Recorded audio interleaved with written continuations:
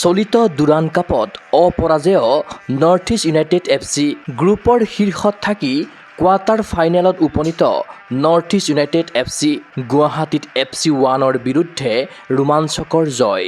অসম সন্তান পাৰ্থিৱ সুন্দৰ গগৈৰ দুটাকৈ গ'ল স্ক'ৰ। গুৱাহাটীৰ অৰ্জুন ভোগেশ্বৰ বৰুৱা ক্ৰীড়া প্ৰকল্পৰ ইন্দিৰা গান্ধী এথলেটিক ষ্টেডিয়ামত মঙলবাৰে আবেলি অনুষ্ঠিত হ'ল 135 সংখ্যক দুৰাণ কাপৰ এখনি হাই ভল্টেজ ফুটবল মেচ। খেলপথাৰত নামিল বিগত দুটা ছিজনৰ দুৰাণ কাপৰ চেম্পিয়ন দল নৰ্থ ইষ্ট ইউনাইটেড FC আৰু জম্মু কাশ্মীৰৰ দল FC1। মেচখন উপভোগ কৰিবলৈ ইন্দিৰা গান্ধী এথলেটিক ষ্টেডিয়ামলৈ আহিল ফুটবল অনুৰাগী তথা নৰ্থ ইষ্ট ইউনাইটেড FCৰ সমৰ্থক। নৰ্থ ইষ্ট ইউনাইটেডৰ সমৰ্থকৰ আশা FC1ক পৰাস্ত কৰি জয়ৰ ধাৰাবাহিকতা অক্ষুণ্ণ ৰাখিব উত্তৰ পূৰ্বাঞ্চলৰ দলটোৱে। নৰ্থ ইষ্ট জিকিব আজি। কিমান গ'ল জিকিব? কিমান গ'ল জিকিব? আজি কমচে কম 4টা কৰিব। আজি নৰ্থ ইষ্ট জিকিব খটাং। কিমান গ'ল দিব পাৰে? আজি 5 গ'ল মান দিব পাৰিব। 5 হয় ন। আজাৰে কিমান কৰিব? আজাৰে হেট্ৰিক মাৰিব পাৰে আজি। আজি এক্সপেক্টেশ্যন একদম ক'ব গ'লে হাইয়ে আছে, কাৰণ FC1 টিমটো আমাৰ বাবে ইজিয়ে হ'ব বিকজ অফ আমাৰ ভাল ভাল প্লেয়াৰ আছে আৰু ইমান ইজি টিমৰ আগত আমাৰ এনেও আজাৰে ষ্টাৰ্ট নকৰে এণ্ড সেইবাবে মানে আমি মানে প্লেয়াৰবোৰকে মেইনলি চাব আহিছোঁ আৰু এনেওতো আমাৰ জিকাৰ একদম এক্সপেক্টেশ্যন হাই আছে আৰু আমাৰ গ'লো ধামধুম আহিব আৰু এই যোৱা দুটা ছিজন আমি বেক টু বেক ট্ৰফি আনিছোঁ আৰু চ' হোপ এইবাৰো আহিব লাগে আমাৰ। আজি মেচখনৰ বিষয়ে নৰ্থ ইষ্ট জিকিব, একদম ডমিনেট কৰিব আৰু এখন টাইটেলো আমাৰ হাততে হ'ব নৰ্থ ইষ্ট ইউনাইটেডৰ। আৰু আজি মেচটো মোৰ প্ৰেডিকশ্যন আছে 6-0 মোৰ প্ৰেডিকশ্যন।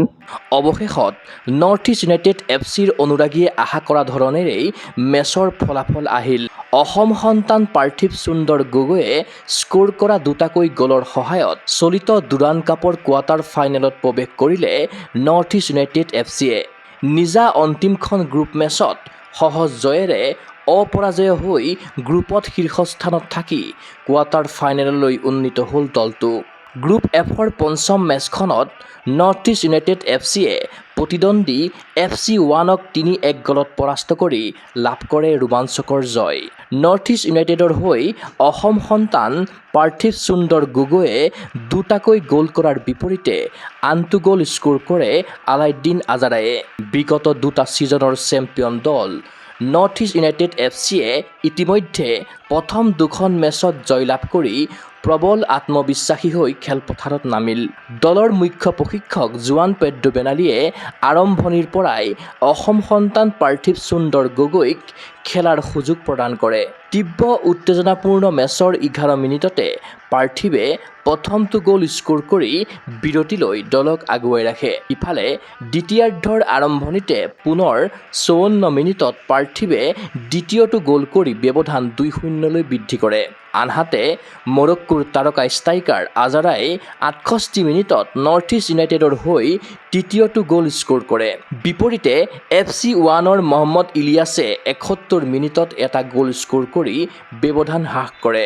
135 সংখ্যক দুৰাণ কাপৰ কোৱাৰ্টাৰ ফাইনেলত উপনীত হোৱাৰ পাছতে আনন্দ প্ৰকাশ কৰিছে নৰ্থ ইষ্ট ইউনাইটেডৰ অনুৰাগীয়ে। যিহেতু আমি জানো লাষ্ট 2 years আমি টাইটেল ডিফেণ্ড কৰিছোঁ এণ্ড এইটো বছৰ আমি আশা ৰাখিছোঁ আমি টাইটেল ডিফেণ্ড কৰি ৰাখিম আমাৰ হাতত এণ্ড হোপ চ' সকলো ভালে ভালে যাওক আৰু আমি আজিৰ মেচখন জিকি ছেকেণ্ড মেচখনতে আমি কোৱাৰ্টাৰ ফাইনেলত এণ্টাৰ কৰি দিছিলোঁ। আজি এখন ফৰ্মেলিটি মেচ বুলি ক'লে ভুল নহ'ব। চ' সেইটোৱে অল দ্য বেষ্ট অলৱেজ আ হাইলেণ্ডাৰ। ব্ৰেছ মাৰিলে পাৰ্থিৱ গগৈ ব্ৰেছ মাৰে, তাৰে লগত এছিষ্টৰ কথা ক'ব লাগিব, যিটো এছিষ্ট মাৰিলে আৰু গ'ল দিলে আমাৰ আলাউদ্দিন আজাৰীয়ে। সেইটোৱে আৰু ভাল লাগিল। আলাউদ্দিন আজাৰীও এটা গ'ল কৰিলে, বাকী পাৰ্থিৱে দুটা গ'ল কৰিলে। 3-1ত আমি জিকিলোঁ, গতিকে ৱেল প্লেড। উল্লেখ্য যে প্ৰথম মেচত বড়োলেণ্ড FCক 6-0 গ'লত পৰাস্ত কৰা নৰ্থ ইষ্ট দলে দ্বিতীয় মেচত কাৰ্বি আংলং মৰ্ণিং ষ্টাৰ FCক 4-1 গ'লত পৰাস্ত কৰিছিল। অনুৰাগীৰ আশা কোৱাৰ্টাৰ ফাইনেলতো জয়ৰ ধাৰাবাহিকতা অক্ষুণ্ণ ৰাখি তৃতীয়বাৰৰ বাবে চেম্পিয়নৰ হেট্ৰিক অৰ্জনৰ দিশে অগ্ৰসৰ হওক north east United FC। News desk report Gogoi sports NA।